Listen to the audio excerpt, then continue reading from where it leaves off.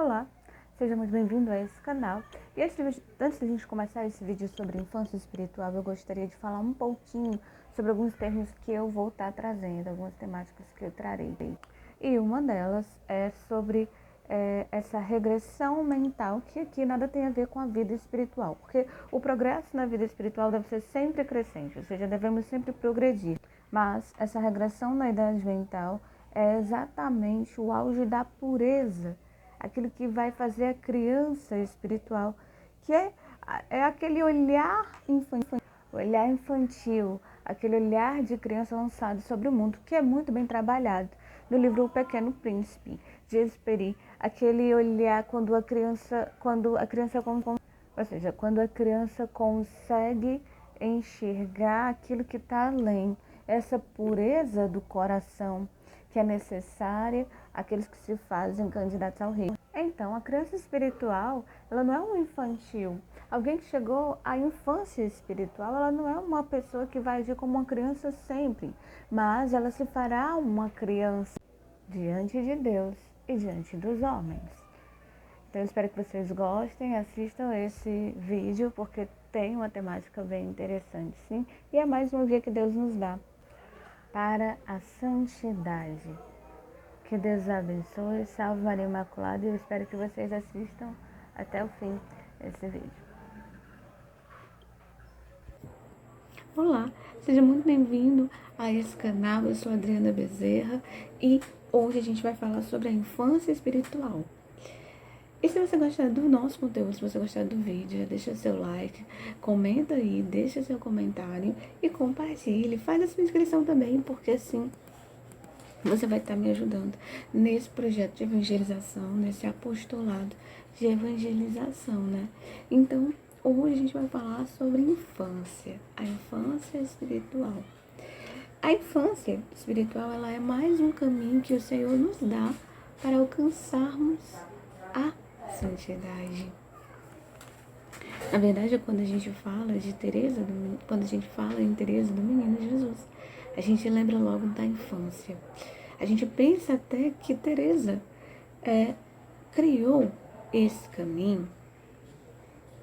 Na verdade, Teresa foi mestra desse caminho, porque ela, como ninguém, soube assimilar essa criança espiritual.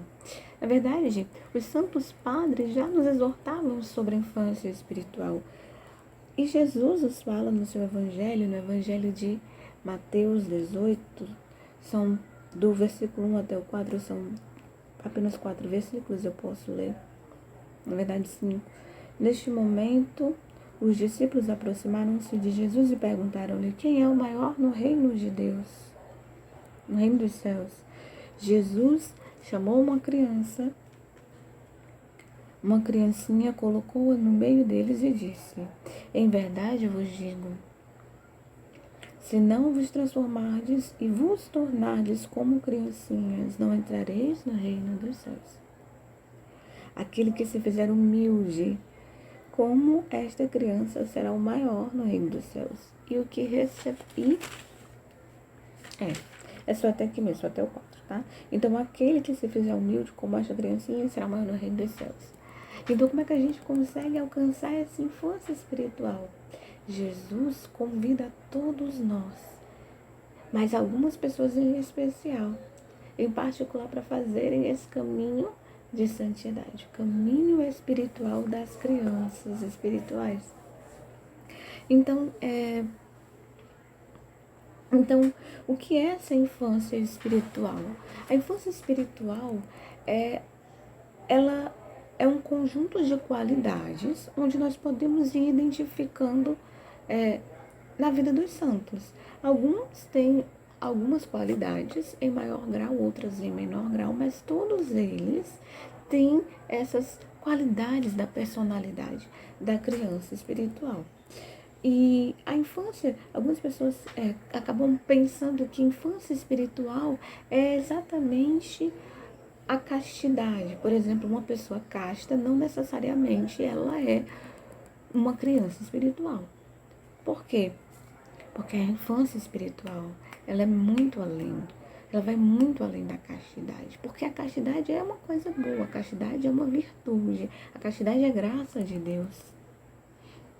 Mas nem todo mundo que vive a castidade está na infância espiritual. E a infância espiritual, você só adquire depois de um pouco padecer, depois de ter padecido um pouco, alcançarão então a glória. Então a gente vai falar, eu separei 4 das qualidades dessa criança, né, desse ser, dessa infância espiritual, dessa criança espiritual. Eu separei 4 qualidades que a gente vê bastante nos santos. E diferente de Teresa e muitas pessoas, quando falam em infância, associam a Teresinha, porque ela realmente foi mestra da infância espiritual. Eu quis ver, não só por Teresa, mas eu quis olhar uma outra pessoa que também foi uma infante. Foi uma criança espiritual e nós nunca o associamos à infância espiritual, é impressionante. Que é São Francisco de Assis. São Francisco de Assis, ele soube também como ninguém viver com mestria essa pureza da infância espiritual. Porque a infância espiritual, a gente vai entender quando a gente chegar nas peneiras, a gente vai entender que a infância espiritual, ela não é só a pureza.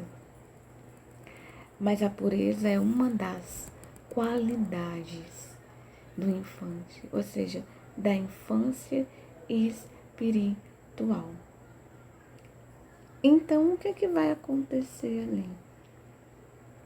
Quando a gente chega na pureza, a gente vai ver que Francisco teve essa pureza de coração, que é necessária às crianças. Na verdade, a pureza do coração é exatamente o auge da infância, ou seja, é o marco, é quando você vê que a criança ou que o adulto atingiu a infância, né?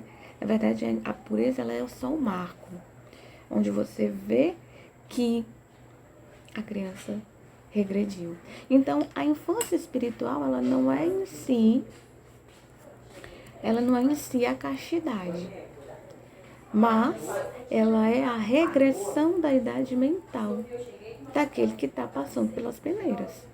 A gente vai entender que essa regressão da idade mental é justamente a ação de Deus nas purificações. E a gente vai ver as peneiras lá na tribulação, quando a gente for passar pela purificação da tribulação.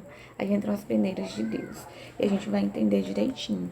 São João Clímaco fala dessa regressão da idade mental. Então, vamos começar então pelas qualidades. Eu preparei aqui um esqueminha que eu tô olhando aqui embaixo, então eu tenho um esqueminha aqui já que me ajuda, né? Então, uma das primeiras qualidades dessa criança espiritual é a dependência de Deus. Aquele que vive na infância espiritual, ela tem necessidade de depender de Deus. E essa dependência é para todas as coisas. Porque ela sabe que Deus é o seu Pai. E ela o ama com amor de filho. A criança espiritual, ela não tem o temor servil. Ela já atingiu o temor filial perfeito. Ela ama a Deus e ela teme a Deus, porque Ele é o seu Pai. E ela o ama como filho. E é exatamente aí que faz toda a diferença, porque a criança espiritual, ela não tem o medo de perder a Deus, ela não tem mais aquele medo de ofender a Deus, porque ela vai para o inferno, ou ela não tem mais o medo de ofender a Deus, porque o pecado mortal vai lhe separar de Deus, mas ela tem medo de ofender a Deus porque ela ama a Deus e não quer machucá-lo.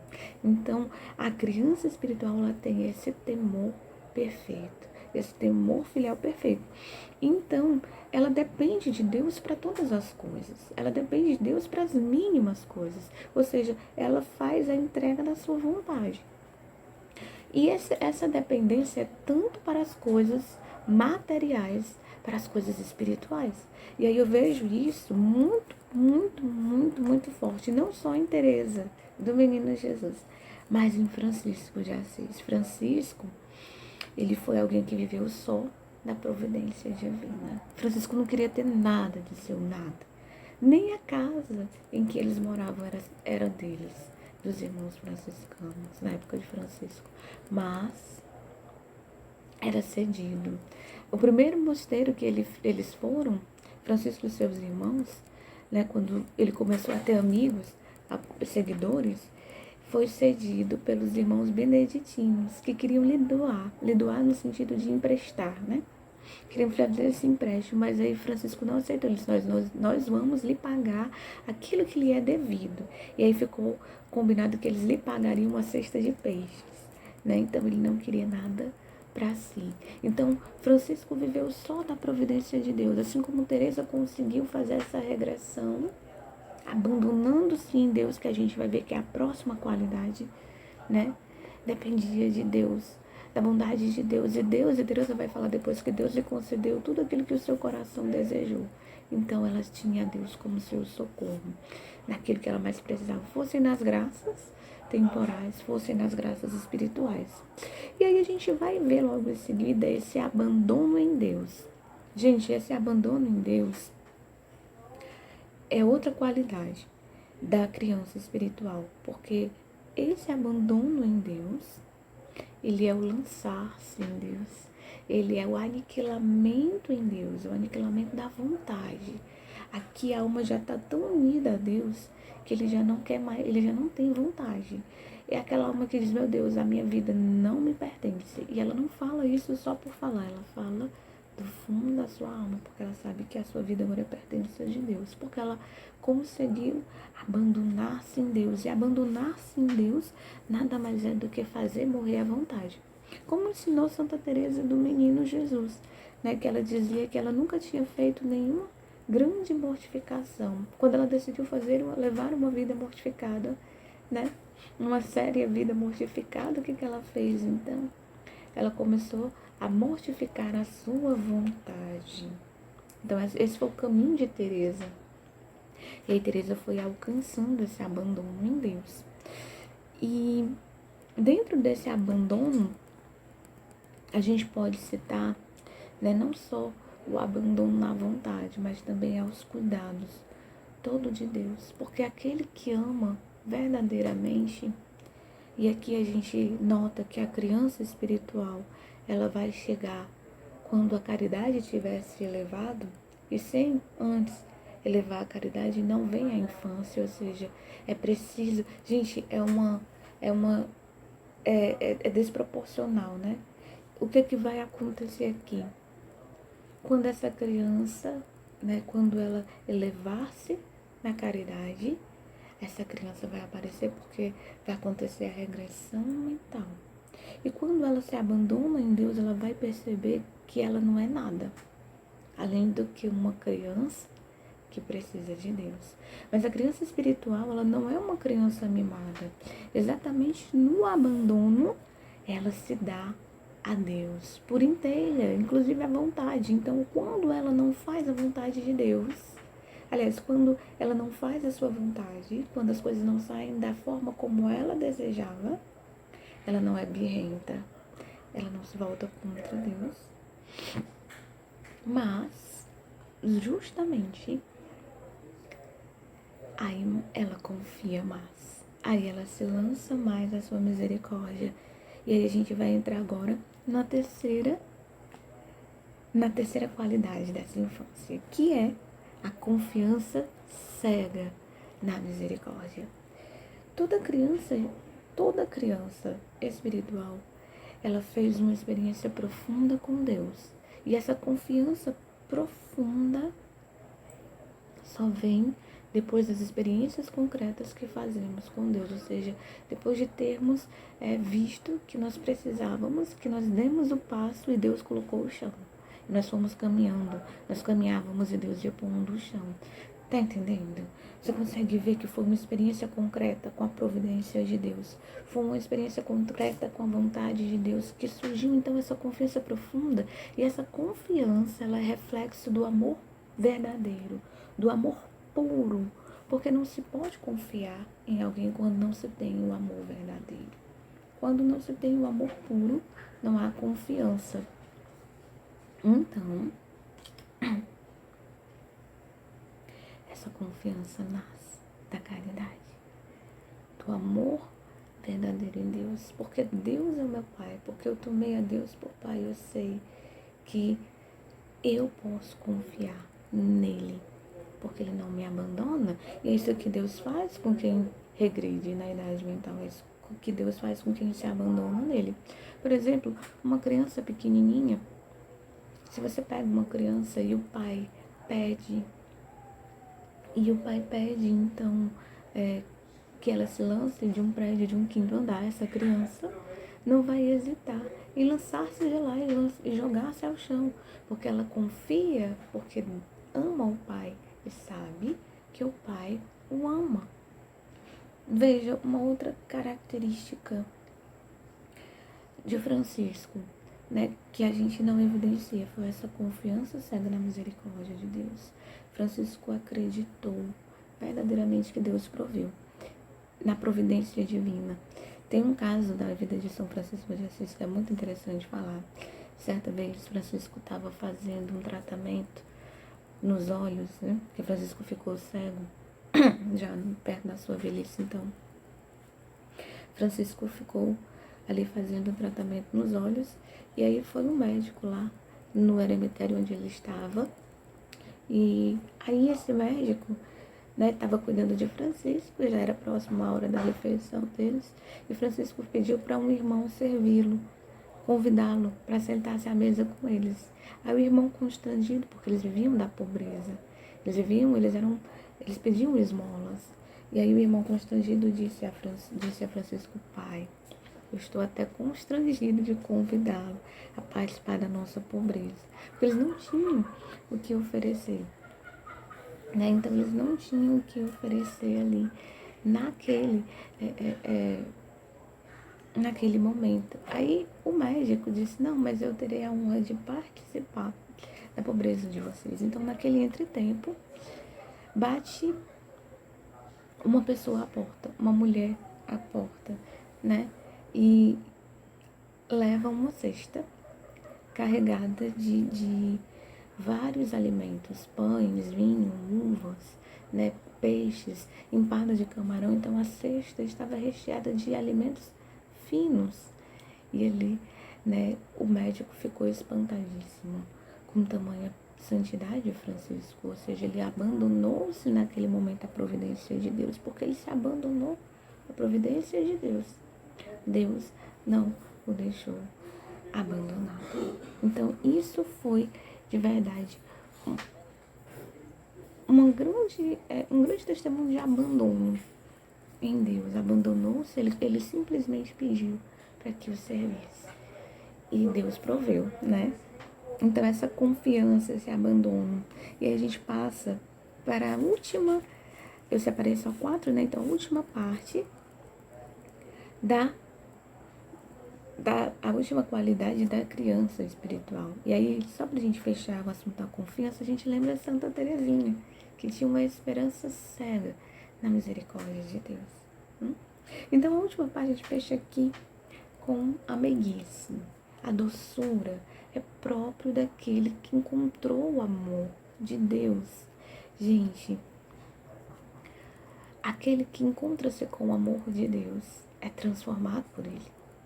A gente vai notar isso em Santa Teresa do Menino Jesus, essa doçura, essa meiguice, esse jeito infantilizado em relacionar-se com Deus e com o outro, e com os outros, os que estavam à volta dela. Já, se eu não me engano, já perto da sua morte, lá no caderno amarelo, a pessoa que estava lá escrevendo disse que notava, já no final da vida de Teresa, que ela tinha alcançado essa regressão mental, da idade mental. O que acontece, então? Ela nota nela um tom infantil de falar e uma doçura, né? Então não era habitual de Teresa, não era sempre que ela agia daquela forma, mas no final da sua vida, Teresa alcançou essa meiguice própria da criança. E isso se evidencia em Francisco de Assis, mas nós também não conseguimos enxergar. Gente, Francisco tomou a Deus por pai. E agora eu vou já explicar melhor na parte quando a gente quando a gente passar para a regra, para as 3 peneiras, né? Para o método das peneiras.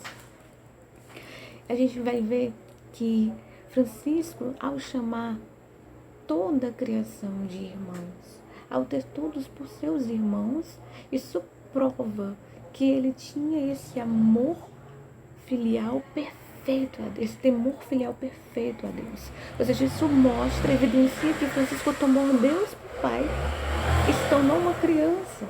Era um infante.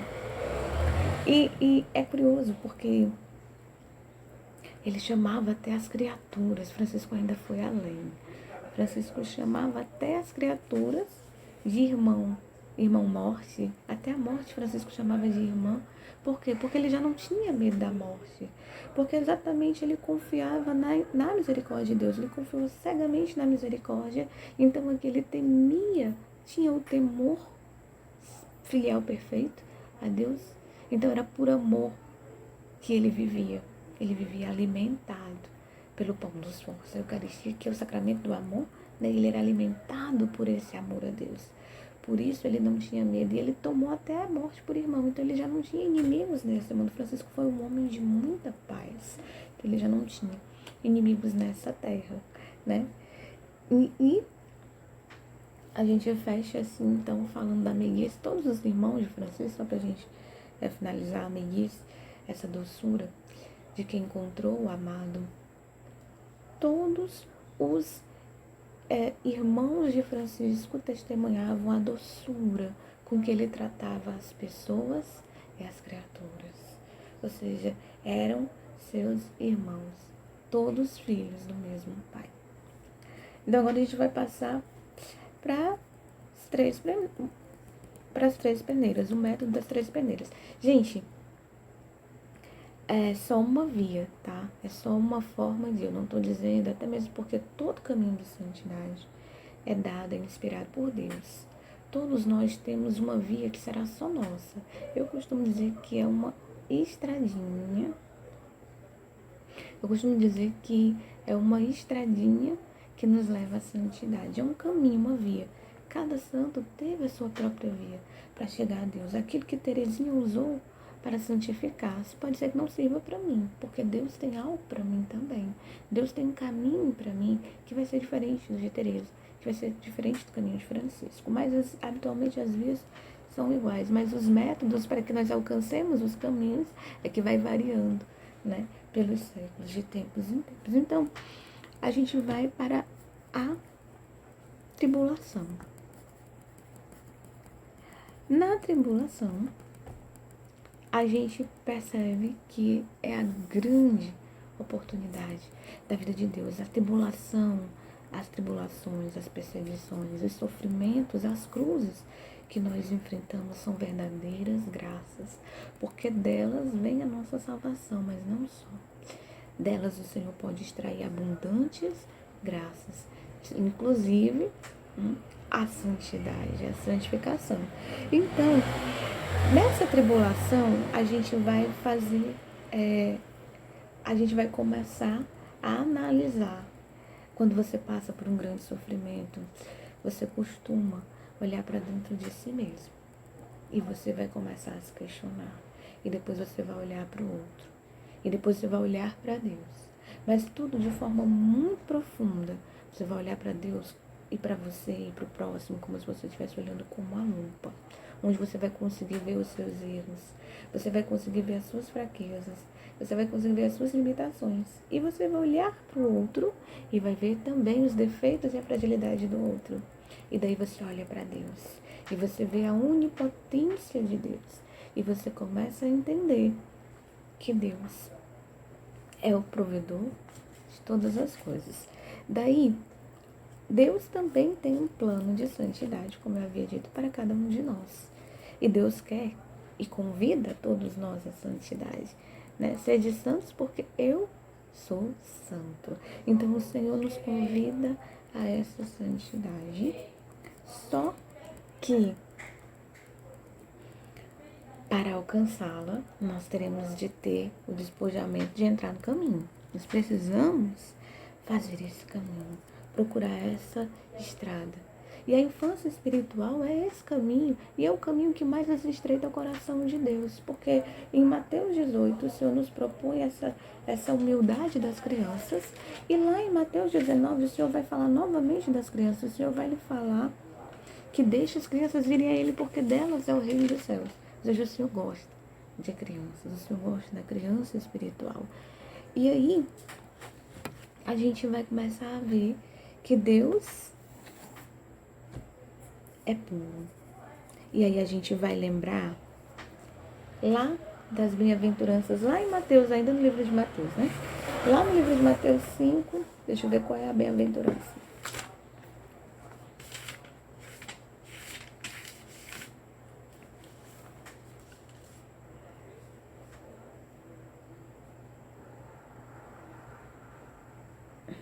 Aí a gente vai ver lá nas bem-aventuranças de Mateus 5, que ele vai dizer lá no versículo 8, bem-aventurados os puros de coração, porque verão a Deus.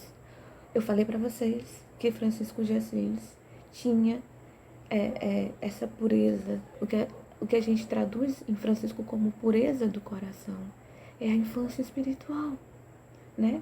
A pureza, ela é exatamente o ápice da criança, né? Da criança espiritual. E a gente vai começar a entender em Francisco agora. E o Senhor vai falar, bem-aventurado os puros de coração, porque verão a Deus. Eu citei Teresa, eu citei Francisco. Os dois traçaram metas grandes, tiveram ambições, né, nesse caminho de santidade. Teresinha do Menino Jesus queria ser uma grande santa, mas ela se via muito pequena, ela não sabia, né, ela não conseguia. E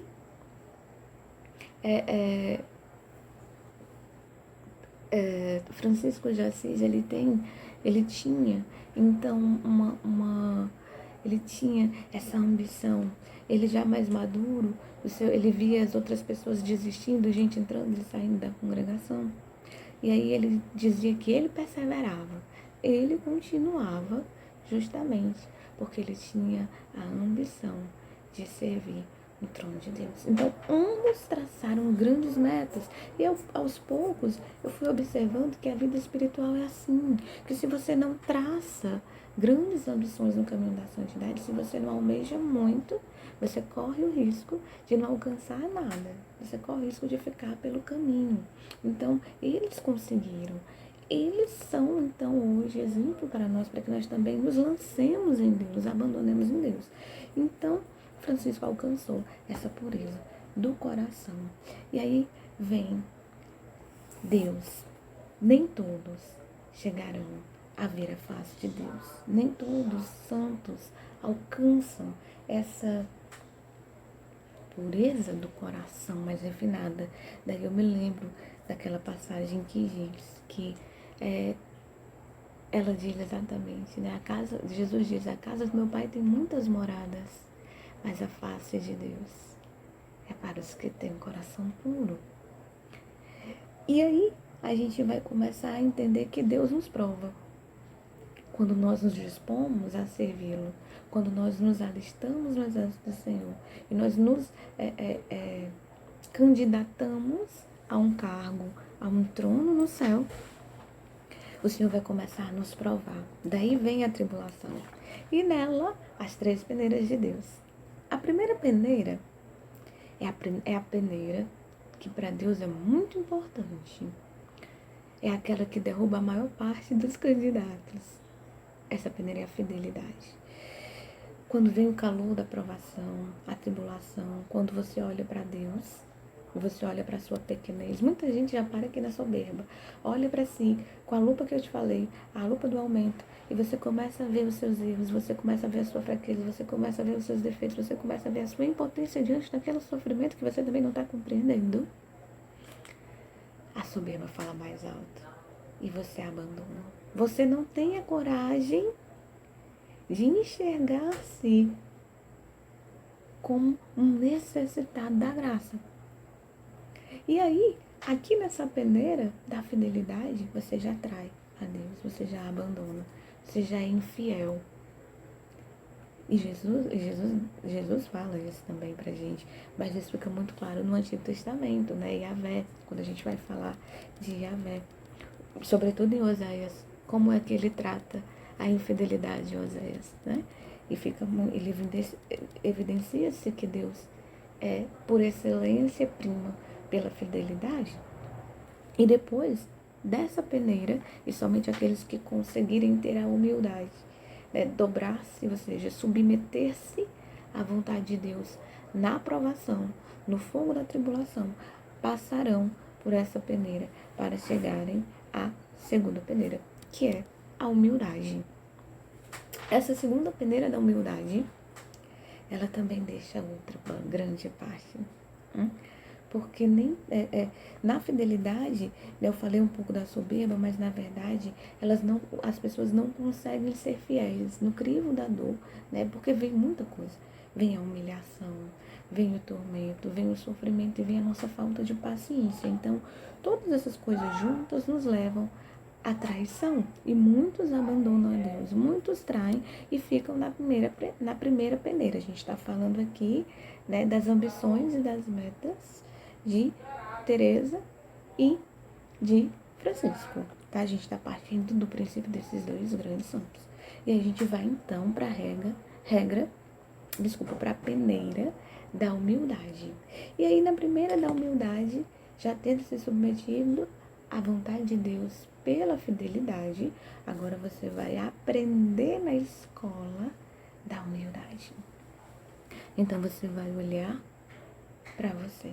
E você não vai ficar desesperado como aqueles que olharam, que ficaram na primeira peneira, na peneira da fidelidade. Você vai olhar para você e vai aceitar que você é limitado, que você humanamente não vai conseguir passar por essa situação, que você humanamente não vai conseguir resistir ao peso desse sofrimento. E aí você vai se submetendo a Deus. E aí o Senhor vai, na humilhação, purificando. O Senhor vai começar a nos purificar aqui. É interessante que eu esqueci o nome da exortação apostólica, que é a Gaudete alguma coisa do Papa Francisco, que fala justamente do chamado à santidade no mundo atual, onde o Papa Francisco ele é muito lúcido ao dizer que ele é muito lúcido ao falar que são as humilhações constantes que nos mantêm humildes. E São Francisco de Assis, eu vou falar um outro exemplo que quando eu li cortou meu coração, né? Eu fiquei muito triste quando eu li isso na história de Francisco. Ele estava logo no começo, quando ele se lançou em Deus, quando ele foi buscar o seu caminho com o Senhor, ele foi então a um mosteiro e lá se abrigou. E os irmãos desse mosteiro lhe tratavam de forma tão dolorosa que o meu coração se encheu de tristeza. Davam a Francisco restos de alimentos. E Francisco, olhando para aquela indignidade daquele alimento com que era tratado, Francisco foi assimilando aquilo que Deus queria. Que aí vai fazer nascer todas as qualidades da infância. E aí Francisco foi entendendo que ele não era nada, que ele era pequeno. E ele viu que Deus era grande, Deus era tudo. E era Deus que o sustentava.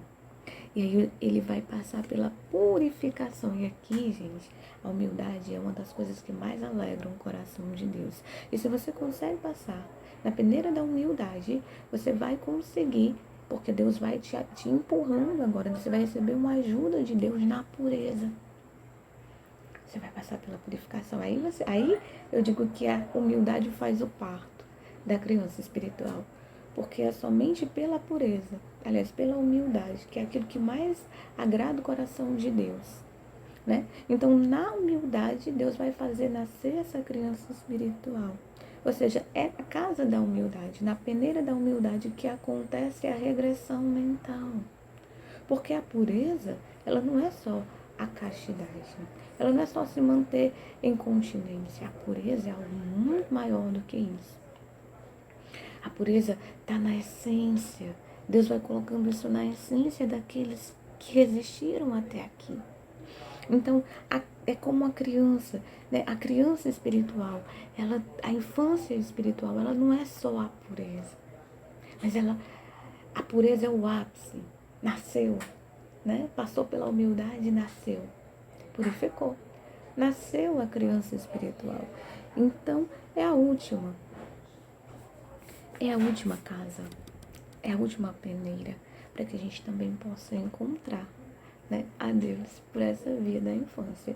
O Senhor dá muitas vias para a gente poder se santificar, para a gente poder seguir, para a gente poder encontrar o coração de Deus, encontrar-se com Deus, né, chegar ao face a face com Deus. Santa Teresinha que fala, né, que ela quer ver a face de Deus, e para ver a face de Deus, ela precisava morrer, né? Então é isso. E a infância espiritual, essa regra, esse método das peneiras, ela é a mortificação. Ela é a morte, porque é aqui, na humilhação, que Deus vai, depois passando pela fidelidade, é na humilhação que vai acontecer o parto dessa criança espiritual. A pureza vem depois de ter padecido um pouco. Nasce então o infante, né? Nasce então a criança. Então, meus amados, era isso que eu queria passar para vocês, né? Eu espero que gostem. Espero que vocês possam deixar o like, fazer inscrição no canal, compartilhar, né? E deixa aí nos comentários o que você achou, se você, né, o que você quiser acrescentar, o que você quiser corrigir, também deixa lá nos comentários. Deus abençoe. Salve Maria Imaculada.